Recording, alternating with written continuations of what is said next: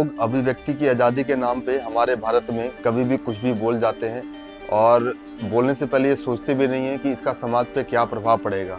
आपने हाल ही में देखा होगा कि पीडीपी की इल्तिजा मुफ्ती ने बहुत ही अभद्र टिप्पणी हिंदू धर्म पे किया और उन्होंने कहा कि हिंदू धर्म एक बीमारी है। मैं डंके की चोट पे कहती हूँ कि हिंदुत्व एक बीमारी है और इस बीमारी का इलाज हमें करना पड़ेगा। तो आए दिन लोग इस प्रकार की बयानबाजी करते रहते हैं जिससे समाज में आपसी भाईचारा और सांप्रदायिक सौहार्द बिगाड़ता है। हाल ही में इल्तिजा मुफ्ती ने अपने बयान में कहा कि हिंदू एक बीमारी है। मैं उनसे कहना चाहूँगा कि बीमारी तो आप हैं जो इस प्रकार के भाषण दे के इस देश की शांति को भंग कर देना चाहते हैं। उन्होंने अपने बयान में सावरकर जी का भी नाम लिया। उन्होंने सावरकर जी के बारे में कहा कि सावरकर जी की ये सोच थी, ये फिलॉसफी थी कि वो चाहते थे कि इंडिया इज फॉर हिंदू और ओनली फॉर हिंदू। ये कहती है कि India is only of the Hindus and for the Hindus.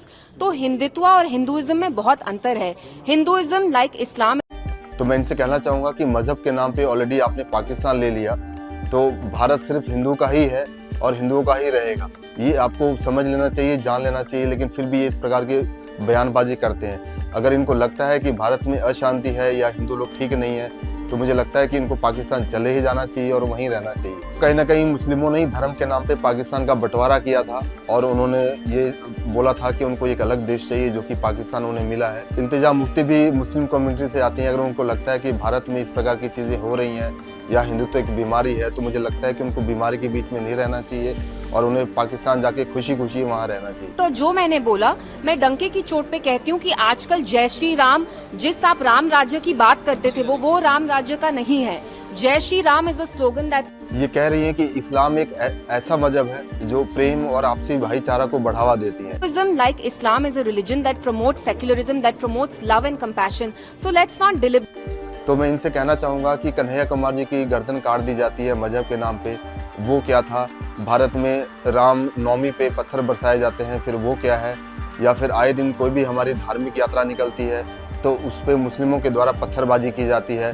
हाल ही में संभल में विवाद हुआ था, वहाँ कई मुस्लिमों ने पुलिस पे पत्थर चलाए और वहाँ पे कई सारी चीज़ों को नुकसान किया, सरकारी संपत्तियों का नुकसान किया।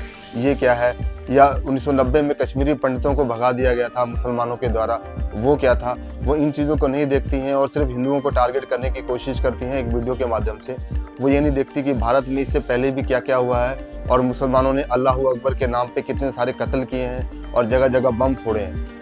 तो वो इस चीज़ को कह रही हैं कि सेकुलरिज्म प्रमोट करती है इस्लाम या आपसी भाईचारे को प्रमोट करती है। आपसी चारे भाई को अगर प्रमोट करती है तो पूरे विश्व में बम किस वजह से फोड़े जाते हैं और ये कौन सा धर्म है जो हमेशा हर जगह बम फोड़ता है? इनको एक बार फैक्ट चेक कर लेना चाहिए, उसके बाद ही इस प्रकार का बयान देना चाहिए।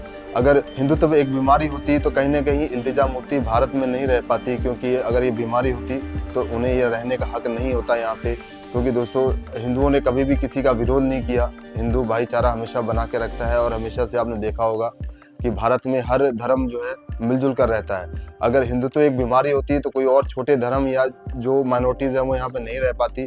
जैसे कि आपने अलग मुस्लिम कंट्री में देखा होगा, आपने हाल ही में देखा होगा कि बांग्लादेश में इस्लामिक जिहाद के नाम पे किस प्रकार से हिंदुओं के साथ अत्याचार किया जा रहा है और उन्हें बर्बरता से मारा जा रहा है। वो इन चीज़ों को नहीं देख रही हैं और उन चीज़ों पे एक भी बयान नहीं दिया, लेकिन ये बोलने के लिए आ गई कि एक हिंदुत्व एक बीमारी है और इसे कहीं ना कहीं ख़त्म कर देना चाहिए, मिटा देना चाहिए। तो इस प्रकार के वक्तव्य का हमेशा विरोध किया जाना चाहिए और इनका पुरजोर विरोध हिंदू समाज के द्वारा किया जाना चाहिए और इन पे भारत सरकार के द्वारा भी कड़ा एक्शन लेना चाहिए और इन पे FIR दर्ज होनी चाहिए।